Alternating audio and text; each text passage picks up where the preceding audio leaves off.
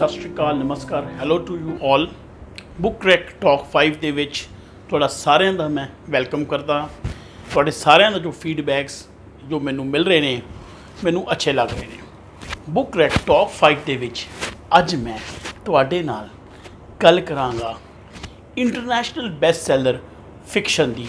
Fiction means novel ਦੀ, ਪਰ ਉਹ ਜਿਹੜਾ ਨਾਵਲ ਹੈ ਉਹ ਰੂਹਾਨੀਅਤ ਦੇ ਕੋਲ ਰਿਐਲਿਟੀ ਦੇ ਕਾਫੀ ਨਜ਼ਦੀਕ ਹੁੰਦਾ ਹੈ ਔਰ ਉਸ ਦੇ ਵਿੱਚ ਕੁਝ ਐਸੀਆਂ ਚੀਜ਼ਾਂ ਹਨ ਜਿਹੜੀ ਜ਼ਿੰਦਗੀ ਦੇ ਵਿੱਚ ਸਾਡੀ ਮਦਦ ਕਰ ਸਕਦੀਆਂ ਹਨ।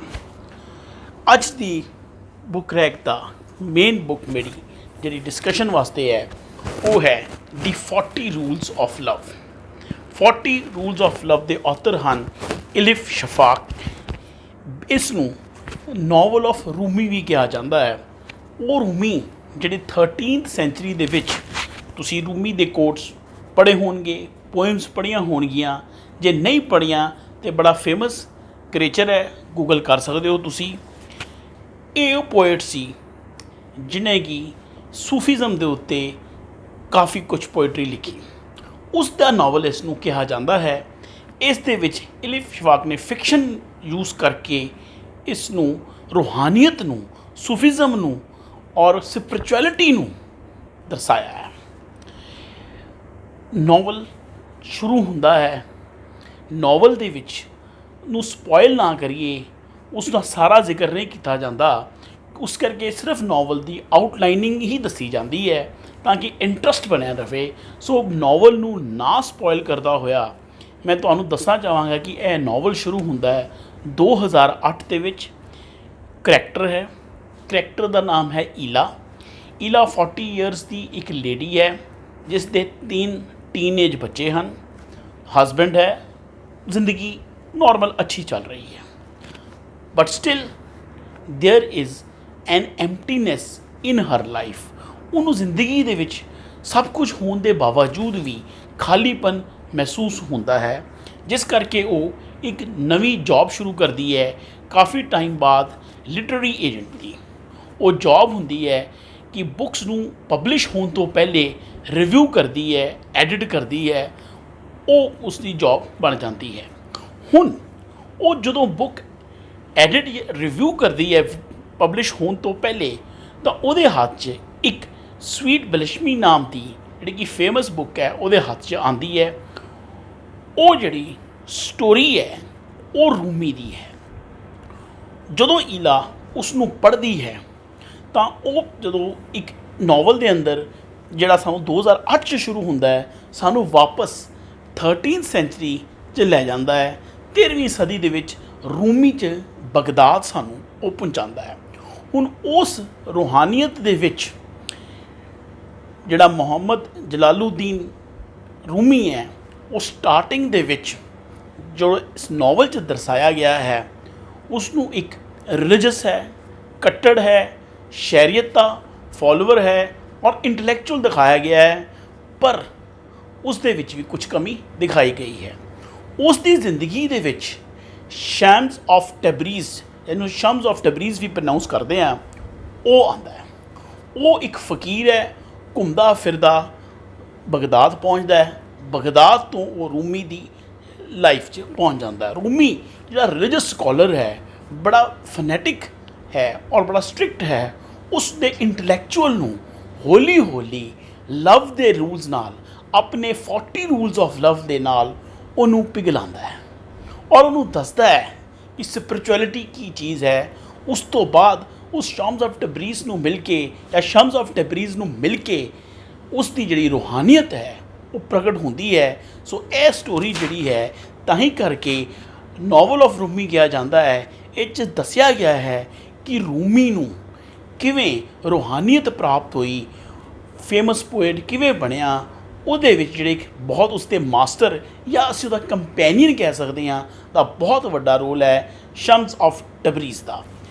ਇਸ ਚੀਜ਼ਾਂ ਦੇ ਵਿੱਚ ਸ਼ਮਸ ਆਫ ਟਬਰੀਜ਼ ਜਿਹੜਾ ਹੈ ਉਹ ਰਿਲੀਜੀਅਸ ਦੀਆਂ ਜਿਹੜੀਆਂ ਚੇਨਸ ਹੈ, ਸਟ੍ਰਿਕਟ ਚੇਨਸ ਫਨੈਟਿਜ਼ਮ ਦੀਆਂ ਜਿਹਨੂੰ ਅਸੀਂ ਕਹਿੰਦੇ ਹਾਂ, ਉਹ ਤੋੜਦਾ ਹੈ। ਉਹ ਤੋੜਦੇ ਹੋਏ ਉਹ ਦੱਸਦਾ ਹੈ ਕਿ ਪਿਆਰ ਕਰਨ ਨਾਲ ਹੀ ਸਪਿਰਿਚੁਅਲਿਟੀ ਪ੍ਰਾਪਤ ਹੁੰਦੀ ਹੈ। ਇਸ ਦੇ ਵਿੱਚ ਉਹ ਕਈ ਕਰੈਕਟਰ ਆਉਂਦੇ ਨੇ, ਬੈਗਰਸ ਆਉਂਦੇ ਨੇ, ਗਰੀਬ ਆਉਂਦੇ ਨੇ, ਈਵਨ ਪ੍ਰੋਸਟੀਚਿਊਟ ਦਾ ਵੀ ਇੱਕ ਕਰੈਕਟਰ ਹੈ। ਹੋਰ ਸੁਸਾਇਟੀ ਦੇ ਵੇਰੀਅਸ ਸੈਕਸ਼ਨ ਸੁਸਾਇਟੀ ਕਵਰ ਕਰਦੇ ਸ਼ਮਸ ਆਫ ਟਬਰੀਜ਼ ਨੂੰ ਰੂਹਾਨੀਅਤ ਵੱਲ ਜਿਹੜਾ ਚੀਜ਼ ਦਿਖਾਉਂਦਾ ਹੈ, ਰੂਮੀ ਨੂੰ ਦਿਖਾਉਂਦਾ ਹੈ, ਔਰ ਰੂਮੀ ਉਸ ਨੂੰ ਕੰਪੈਨੀਅਨ ਬਣਾ ਕੇ ਆਪਣਾ ਮਾਸਟਰ ਬਣਾਉਂਦਾ ਹੈ। This is the main outline of the story. ਹੁਣ ਉਸ ਰੂਹਾਨੀਅਤ ਦਾ, ਉਸ 40 ਰੂਲਸ ਦਾ ਜਿਹੜੇ ਇਹਦੇ ਵਿੱਚ ਜ਼ਿਕਰ ਕੀਤੇ ਗਏ ਹੈ, ਉਹਦਾ ਈਲਾ 'ਤੇ ਕੀ ਅਸਰ ਪੈਂਦਾ ਹੈ। ਈਲਾ ਜੋ ਕਿ ਇੱਕ ਮੈਰਿਡ ਲੇਡੀ ਹੈ, ਉਹਦੀ ਆਪਣੀ ਲਾਈਫ 'ਤੇ ਉਹਨੂੰ ਕਿੱਦਾਂ ਅਫੈਕਟ ਕਰਦਾ ਹੈ, ਇਹ ਜਾਣਨ ਵਾਸਤੇ ਤੁਹਾਨੂੰ ਇਹ ਬੁੱਕ ਪੜ੍ਹਨੀ ਪਏਗੀ। ਦ 40 ਰੂਲਸ ਆਫ ਲਵ ਬੜੀ ਇੰਟਰਸਟਿੰਗ ਹੈ। ਇਹਦਾ ਜਿਹੜਾ ਮੇਨ ਫੀਚਰ ਹੈ ਉਹ ਰੂਲਸ ਜਿਹੜੇ ਸਟੋਰੀ ਜਦੋਂ ਚੱਲਦੀ ਹੈ, ਕਿਤੇ ਨਾ ਕਿਤੇ ਜਦੋਂ ਸ਼ਮਸ ਆਫ ਟਬਰੀਜ਼ ਜਿਹਦਾ ਮੂਡ ਆਉਂਦਾ ਹੈ ਉਹ ਉੱਥੇ ਰੂਲ ਦੱਸਦਾ ਹੈ। ਔਰ ਰੂਲਸ ਜਿਹੜੇ ਨੇ that is the most important feature of the book, ਜਿਹੜੇ ਇਸ ਕਿਤਾਬ ਨੂੰ ਮਾਸਟਰਪੀਸ ਬਣਾ ਦਿੰਦੇ ਹੈ। ਹੁਣ ਸਾਰੇ 40 ਰੂਲ ਤਾਂ ਨਹੀਂ ਦੱਸੇ ਜਾ ਸਕਦੇ, ਮੈਂ ਕੁਝ ਰੂਲਸ ਤੁਹਾਡੇ ਨਾਲ ਸ਼ੇਅਰ ਕਰਾਂਗਾ ਜਿਸ ਤੋਂ ਤੁਹਾਨੂੰ ਆਈਡੀਆ ਮਿਲੇਗਾ ਕਿ ਬੁੱਕ ਦਾ ਮੇਜਰ ਕੰਟੈਂਟ ਕੀ ਹੈ। ਈਲਾ ਜਦੋਂ ਬੁੱਕ ਨੂੰ ਰਿਵਿਊ ਕਰਦੀ ਹੈ, ਉਹ ਰੂਲਸ ਪੜ੍ਹਦੀ ਹੈ। ਕੁਝ ਰੂਲਸ ਬੜੇ ਇੰਟਰਸਟਿੰਗ ਨੇ। ਪਹਿਲਾ ਜਿਹੜਾ ਰੂਲ ਹੈ, intellect does not easily break down, whereas love can effortlessly reduce itself to rubble, but the treasures are hidden among ruins, a broken heart hides treasure। ਪਹਿਲਾ ਰੂਲ ਕਰਦਾ ਹੈ ਕਿ ਰੂਹਾਨੀਅਤ ਨੂੰ ਪ੍ਰਾਪਤ ਕਰਨ ਲਈ there must be a broken heart। ਉਹ ਦੱਸਦਾ ਹੈ ਕਿ ਇਸ਼ਕ ਹੋਣਾ ਬਹੁਤ ਜ਼ਰੂਰੀ ਹੈ। ਇਕੱਲੇ ਇੰਟਲੈਕਚੁਅਲਿਜ਼ਮ ਨਾਲ ਜਾਂ ਕਿਤਾਬਾਂ, ਧਾਰਮਿਕ ਕਿਤਾਬਾਂ ਪੜ੍ਹਨ ਨਾਲ ਜਾਂ ਗ੍ਰੰਥ ਪੜ੍ਹਨ ਨਾਲ ਸਪਿਰਿਚੁਅਲਿਟੀ ਨਹੀਂ ਆਉਂਦੀ, ਰੂਹਾਨੀਅਤ ਨਹੀਂ ਆਉਂਦੀ। ਉਸ ਨੂੰ ਪ੍ਰਾਪਤ ਕਰਨ ਲਈ ਪਿਆਰ ਹੋਣਾ ਚਾਹੀਦਾ ਹੈ, ਵਿਛੋੜਾ ਹੋਣਾ ਚਾਹੀਦਾ ਹੈ, ਬਿਰਹਾ ਹੋਣੀ ਚਾਹੀਦੀ ਹੈ। ਪਹਿਲਾ ਰੂਲ ਲਵ ਦਾ ਇਹ ਹੈ। ਅੱਗੇ ਚੱਲ ਕੇ ਸੂਫੀਆਂ ਦਾ ਦੂਸਰਾ ਜਿਹੜਾ ਰੂਲ ਹੈ, ਜਿਹੜਾ ਕਿ ਬਹੁਤ ਅੱਛਾ ਲੱਗਿਆ ਮੈਨੂੰ, a Sufi is thankful not for what he has been given but also for all that he has been denied। ਮੈਂ ਇੱਕ ਵਾਰੀ ਫੇਰ ਫੜ ਦੇਵਾਂ, Sufi is thankful not for what he has been given but also for all that he has been denied। ਉਹ ਉਸ ਪਰਮਾਤਮਾ ਦਾ ਸ਼ੁਕਰੀਆ ਕਰਦਾ ਹੈ ਜਿਹੜੀਆਂ ਚੀਜ਼ਾਂ ਉਹਨੂੰ ਮਿਲੀਆਂ ਹਨ, ਅਤੇ ਜਿਹੜੀਆਂ ਨਹੀਂ ਵੀ ਮਿਲੀਆਂ ਉਹਦਾ ਵੀ ਸ਼ੁਕਰੀਆ ਕਰਦਾ ਹੈ। ਸੋ ਸੈਕਿੰਡ ਰੂਲ ਜਿਹੜਾ ਇਸ ਬੁੱਕ ਦੇ ਵਿੱਚ ਮੈਨੂੰ ਅੱਛਾ ਲੱਗਿਆ ਹੈ, ਰੂਲ ਸਾਰੇ ਹੀ ਚੰਗੇ ਨੇ, ਜਿਹੜੇ ਮੈਂ ਕੁਛ ਪੜ੍ਹ ਰਿਹਾ ਉਹ ਮੈਂ ਇਹ ਹੈ ਕਿ ਥੈਂਕਫੁਲ ਰਹਿਣਾ, ਹਰ ਹਾਲਾਤ ਵਿੱਚ ਥੈਂਕਫੁਲ ਰਹਿਣਾ is the second principle of the sufi. ਇਹ 40 ਪ੍ਰਿੰਸੀਪਲਸ ਜਿਹੜੇ ਹੈ, ਇਹ 40 ਇਸ ਕਰਕੇ ਹਨ ਕਿਉਂਕਿ 40 ਪ੍ਰਿੰਸੀਪਲਸ ਜਿਹੜਾ 40 ਵਰਡ ਜਿਹੜਾ ਹੈ, 40 ਨੰਬਰ ਜਿਹੜਾ ਹੈ, ਅਬਰਾਹਮਿਕ ਰਿਲੀਜਨਸ ਦੇ ਵਿੱਚ ਅੱਛਾ ਮੰਨਿਆ ਗਿਆ ਹੈ, ਸ਼ੁਭ ਮੰਨਿਆ ਗਿਆ ਹੈ। ਇਸ ਦੇ ਨਾਲ ਨਾਲ 40 ਦਾ ਜ਼ਿਕਰ ਜਿਹੜਾ ਹੈ ਉਹ ਬਾਈਬਲ 'ਚ ਵੀ ਹੈ, ਕੁਰਾਨ 'ਚ ਵੀ ਹੈ, ਔਰ 40 ਡੇਜ਼ ਦਾ ਹੀ ਚਲਿਆ ਰੱਖਿਆ ਜਾਂਦਾ ਹੈ ਅਬਰਾਹਮਿਕ ਰਿਲੀਜਨਸ ਦੇ ਵਿੱਚ। ਔਰ ਇਸ ਦੇ ਨਾਲ ਨਾਲ ਹੀ 40 ਦੀ ਉਮਰ ਨੂੰ ਹੀ ਅਬਰਾਹਮਿਕ ਰਿਲੀਜਨਸ ਦੇ ਵਿੱਚ ਜਿਹੜਾ ਹੈ ਉਹ ਜਿਹੜਾ ਹੈ ਕਿ ਮੈਚੋਰ ਏਜ ਸਮਝੀ ਗਈ ਹੈ ਰੂਹਾਨੀਅਤ ਵਾਸਤੇ। ਸੋ ਇਸ ਤਰ੍ਹਾਂ ਦੇ ਪ੍ਰਿੰਸੀਪਲਸ ਜਿਹੜੇ ਹਨ ਉਹ ਬਾਰ-ਬਾਰ ਸਟੋਰੀ 'ਚ ਆਉਂਦੇ ਹਨ, ਰੂਲਸ ਆਉਂਦੇ ਹਨ ਜਿਹੜੇ ਕਿ ਬਹੁਤ ਹੀ ਪੜ੍ਹਨਯੋਗ ਹੈ। ਹੁਣ ਇੱਕ ਹੋਰ ਮੈਂ ਤੁਹਾਡੇ ਨਾਲ ਸ਼ੇਅਰ ਕਰਾਂਗਾ, ਡਾਇਵਰਸਿਟੀ ਦੇ ਉੱਤੇ ਰੂਲ ਹੈ। ਡਾਇਵਰਸਿਟੀ ਮੀਨਸ ਭਿੰਨਤਾ ਵਿੱਚ। ਸਾਡੇ ਇੰਡੀਆ 'ਚ ਵੀ ਕਿਹਾ ਜਾਂਦਾ ਹੈ ਕਿ ਯੂਨਿਟੀ ਇਨ ਡਾਇਵਰਸਿਟੀ ਬੜਾ ਇੰਪੋਰਟੈਂਟ ਰੂਲ ਹੈ। ਪੇਜ ਨੰਬਰ 140 'ਤੇ they had no right to do, every individual is self-sufficient in his search for divinize, there is a rule hai, we were all created in his image, in his means his image, and yet we were each created different and unique। No two people are alike, no two hearts beat to same rhythm। If God had wanted everyone to be the same, he would have made it so। Therefore disrespecting differences and imposing your thoughts on other is tantamount to disrespecting God's holy scheme. मैं फिर एक बार repeat कर Danga, disrespecting differences and imposing your thoughts on others is tantamount to disrespecting God's holy scheme. बहुत अच्छा diversity ਦੇ ਉੱਤੇ rule ਹੈ ਕਿ ਕੁਦਰਤ ਨੇ ਸਾਰਿਆਂ ਨੂੰ ਭਿੰਨ-ਭਿੰਨ ਬਣਾਇਆ, ਅਲੱਗ-ਅਲੱਗ ਬਣਾਇਆ। ਦੋ ਦਿਲ ਜਿਹੜੇ ਧੜਕਦੇ ਨੇ ਅਲੱਗ-ਅਲੱਗ ਧੜਕਦੇ ਨੇ, ਕਲਰ ਅਲੱਗ ਹੈ, ਕਰੀਡ ਅਲੱਗ ਹੈ, ਸਭ ਅਲੱਗ ਹੈ। ਕੁਦਰਤ ਚਾਹੁੰਦੀ ਤਾਂ ਸਭ ਨੂੰ ਇੱਕ ਜਿਹਾ ਇੱਕੋ ਜਿਹਾ ਬਣਾ ਸਕਦੀ ਸੀ, ਸਿਮਿਲਰ ਬਣਾ ਸਕਦੀ ਸੀ।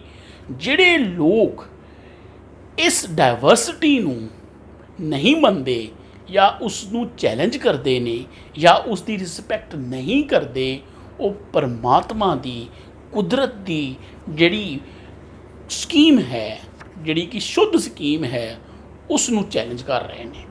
ਸੋ ਸਾਨੂੰ ਡਿਫਰੈਂਸਿਸ ਜਿਹੜੇ ਹੈ ਉਹ ਰਿਸਪੈਕਟ ਕਰਨੀ ਚਾਹੀਦੀ ਹੈ। ਔਰ ਜੇ ਤੁਸੀਂ ਆਪਣੇ ਵਿਚਾਰ ਕਿਸੇ ਦੇ ਉੱਤੇ ਥੋਪਦੇ ਹੋ ਤਾਂ ਤੁਸੀਂ ਕੁਦਰਤ ਦਾ ਅਪਮਾਨ ਕਰ ਰਹੇ ਹੋ। ਡਿਫਰੈਂਸਿਸ ਨੂੰ ਹਮੇਸ਼ਾ ਰੱਖੋ।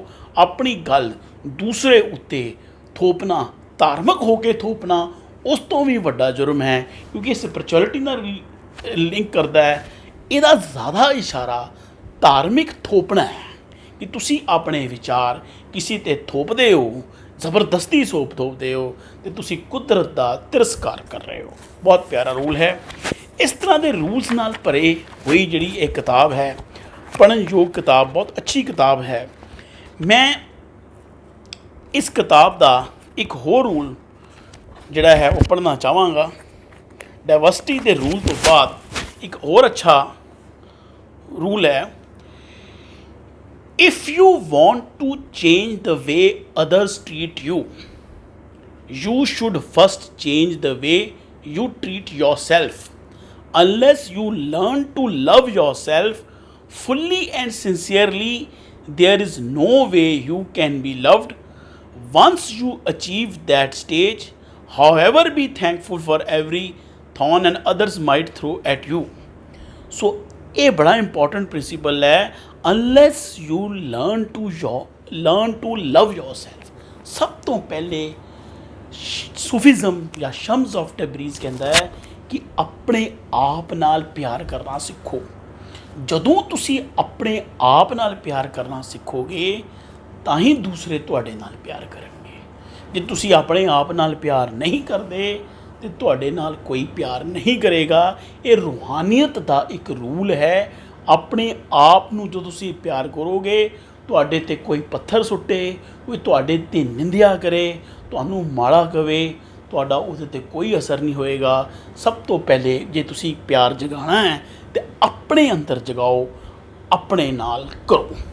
ਸੋ ਇਸ ਤਰ੍ਹਾਂ ਦੇ ਜਿਹੜੇ ਰੂਲਸ ਨੇ ਉਹ 40 ਰੂਲਸ ਇਸ ਫਿਕਸ਼ਨ ਦੇ ਵਿੱਚ, ਜਿਹੜੀ ਫਿਕਸ਼ਨ ਬਣਾਈ ਹੈ, ਇੱਕ ਜਿਹੜੀ ਰਿਐਲਿਟੀ ਨਾਲ ਰਿਲੇਟਡ ਫਿਕਸ਼ਨ ਹੈ, ਉਹਦੇ ਵਿੱਚ ਬਾਰ-ਬਾਰ ਆਉਂਦੇ ਨੇ।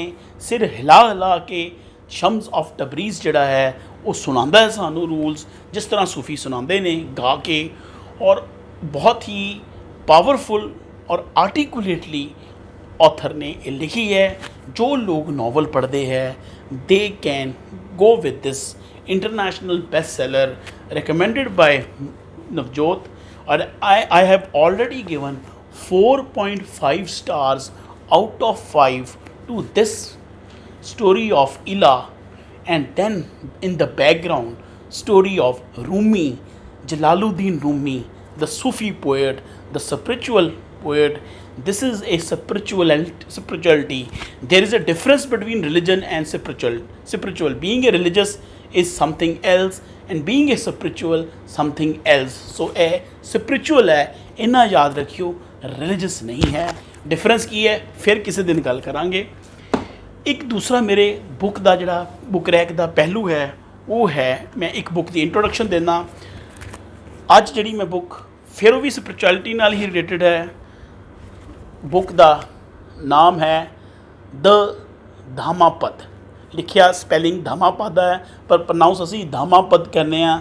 ਹਿੰਦੀ ਦਾ ਵਰਡ ਹੈ, ਪੰਜਾਬੀ ਦਾ ਵੀ ਵਰਡ ਹੋ ਸਕਦਾ ਹੈ। ਧਰਮ ਦਾ ਰਸਤਾ, ਇਹ ਗੌਤਮ ਬੁੱਧ ਨੇ ਪਾਲੀ ਦੇ ਵਿੱਚ ਆਪਣੇ ਥਾਟਸ ਲਿਖੇ ਸੀ। ਸਿਧਾਰਥ ਨੇ, ਜਿਹਦੇ ਬਾਰੇ ਤੁਸੀਂ ਸਭ ਜਾਣਦੇ ਹੀ ਹੋ, ਉਹਦੀ ਇੰਗਲਿਸ਼ ਟਰਾਂਸਲੇਸ਼ਨ ਕੀਤੀ ਗਈ ਹੈ ਵਾਈਸ ਹਾਊਸ ਕਲਾਸਿਕਸ ਪਬਲੀਕੇਸ਼ਨ ਵੱਲੋਂ, ਹੋਰਾਂ ਨੇ ਵੀ ਕੀਤੀ ਹੈ। ਇਹ ਪੜ੍ਹੇ ਜਾ ਸਕਦੇ ਨੇ ਇਹ ਥਾਟਸ ਜਿਹੜੇ ਲੋਕ, ਇਹ ਮੈਂ ਤਾਂ ਬੁੱਕ ਰეკਮੈਂਡ ਕਰ ਰਿਹਾ ਕਿ ਜਿਹੜੇ ਜ਼ਿਆਦਾ ਲੰਬੀ ਰੀਡਿੰਗ ਨਹੀਂ ਕਰ ਸਕਦੇ ਅਤੇ ਜ਼ਿੰਦਗੀ ਦੇ ਵਿੱਚ ਕੁਛ ਅੱਛੀਆਂ ਚੀਜ਼ਾਂ ਪੜ੍ਹਨ ਦੇ ਇੱਛੁਕ ਰੱਖਦੇ ਹੈ, ਇਹ ਪੋਕਟ ਬੁੱਕ ਦੀ ਤਰ੍ਹਾਂ ਤੁਹਾਨੂੰ ਕੰਮ ਆ ਸਕਦੀ ਹੈ। ਕੋਈ ਨਾ ਕੋਈ ਤੁਸੀਂ ਇੱਕ ਥਾਟ ਰੋਜ਼ ਦਾ ਪੜ੍ਹ ਲਿਆ ਜਾਂ ਰਾਤੀ ਸੌਣ ਵੇਲੇ ਪੜ੍ਹ ਲਿਆ, ਇੱਕ ਹੀ ਪੜ੍ਹ ਲਿਆ ਅਤੇ that would solve you purpose. ਔਰ ਤੁਹਾਡੀ ਇਹਦੇ ਜਾਂ ਰੀਡਿੰਗ ਹੈਬਿਟ ਜਿਹੜੀ ਹੈ ਉਹ ਇਹਦੇ 'ਚ ਤੁਹਾਨੂੰ ਕੋਈ ਇਹ ਚੀਜ਼ ਨਹੀਂ ਖ਼ਤਮ ਨਹੀਂ ਕਰਨੀ। ਹਰ ਇੱਕ ਥਾਟ ਵੱਖਰਾ ਥਾਟ ਹੈ। ਮੈਂ ਇੱਕ ਥਾਟ ਪੜ੍ਹਾਂਗਾ ਜਿਹੜਾ ਚੈਪਟਰ 8 ਦੇ ਵਿੱਚ ਗੌਤਮ ਬੁੱਧ ਨੇ ਪਾਲੀ ਵਿੱਚ ਲਿਖੇ ਸੀਗੇ, ਇਹ ਉਹਦੀ ਇੰਗਲਿਸ਼ ਟਰਾਂਸਲੇਸ਼ਨ ਹੈ। Even though a speech be a of 1000 words but made up of senseless words, one word of sense is better than which if man hears he becomes quiet। ਉਹ ਸ਼ਬਦ, ਇੱਕ ਸ਼ਬਦ, ਹਜ਼ਾਰਾਂ ਸ਼ਬਦ ਅਸੀਂ ਬੋਲੀਏ, ਕਰੋੜਾਂ ਸ਼ਬਦ ਬੋਲੀਏ, ਲੇਕਿਨ ਜਿਸ ਨਾਲ ਸਾਨੂੰ ਕੋਈ ਫਾਇਦਾ ਨਹੀਂ ਹੁੰਦਾ, ਜਿਸ ਦੀ ਕੋਈ ਸੈਂਸ ਨਹੀਂ, ਉਹਨੂੰ ਬੋਲਣ ਦਾ ਕੋਈ ਫਾਇਦਾ ਨਹੀਂ। ਇੱਕ ਸ਼ਬਦ, ਇੱਕ ਵਰਡ ਜਿਹੜਾ ਤੁਹਾਨੂੰ ਸ਼ਾਂਤੀ ਦਿੰਦਾ ਹੈ, ਜਿਹਨਾਂ ਤੁਹਾਨੂੰ ਚੁੱਪ ਕਰਾ ਦਿੰਦਾ ਹੈ, that is much better। This is the thought of the Gautam Buddha in Dhammapad। This is the original text of Buddha। ਇੰਨੀ ਗੱਲ ਯਾਦ ਰੱਖਣਾ। ਸੋ ਇਹ ਦੋ ਬੁੱਕਸ ਅੱਜ ਮੈਂ ਤੁਹਾਡੇ ਲਈ ਜਿਹੜੀ ਸਪਿਰਿਚੁਅਲ ਹੈ ਕਵਰ ਕੀਤੀਆਂ, ਦੀ 40 Rules of Love ਐਂਡ ਦੀ ਧਾਮਪਦ। ਤੁਸੀਂ ਇਹ ਦੋਨੋਂ ਦੇਖ ਸਕਦੇ ਹੋ ਆਪਣੀ ਚੋਇਸ ਦੇ ਅਕੋਰਡਿੰਗਲੀ। ਮੈਂ ਤੁਹਾਡਾ ਸਾਰਿਆਂ ਦਾ ਬਹੁਤ ਬਹੁਤ ਧੰਨਵਾਦ ਕਰ ਰਿਹਾ। ਬਹੁਤ ਅੱਛੇ ਫੀਡਬੈਕਸ ਮੈਨੂੰ ਮਿਲ ਰਹੇ ਨੇ। ਮੈਂ ਫਿਰ ਅੱਜ ਕਹਿਣਾ ਚਾਹੁੰਦਾ ਕਿ ਜੋ ਲੋਕ ਬੁੱਕਸ ਪੜ੍ਹਨਾ ਚਾਹੁੰਦੇ ਹੈ, ਭਾਵੇਂ ਜਿਹੜੀਆਂ ਮੈਂ 2 ਰੈਫਰ ਕੀਤੀਆਂ, ਇਹ ਵੀ ਅਗਰ ਪੜ੍ਹਨਾ ਚਾਹੁੰਦੇ ਆ, ਇੰਟਰਸਟ ਪੈਦਾ ਹੁੰਦਾ ਹੈ, ਮੈਨੂੰ 9881000284 'ਤੇ ਤੁਸੀਂ ਕੰਟੈਕਟ ਕਰ ਸਕਦੇ ਹੋ। ਮੈਂ ਇੱਕ ਰਜਿਸਟਰ ਲਗਾਇਆ ਹੈ, ਮੇਰੇ ਕੋਲੋਂ ਕਾਫੀ ਲੋਕ ਬੁੱਕਸ ਲੈ ਵੀ ਗਏ ਨੇ, ਤੁਸੀਂ ਲੈ ਕੇ ਜਾ ਸਕਦੇ ਹੋ with a promise to return. ਇਹੀ ਮੈਂ ਗੁਜ਼ਾਰਿਸ਼ ਕਰਦਾ। ਬੁੱਕ ਰੈਕ ਐਪੀਸੋਡਸ ਟਾਕਸ ਜਿਹੜੀਆਂ ਮੈਂ ਹੋਰ ਲੈ ਕੇ ਆਵਾਂਗਾ। ਤੁਸੀਂ ਆਪਣੇ ਫੀਡਬੈਕ ਮੈਨੂੰ ਜ਼ਰੂਰ ਦੇਣਾ। ਬਹੁਤ ਬਹੁਤ ਧੰਨਵਾਦ। Thank you to you all.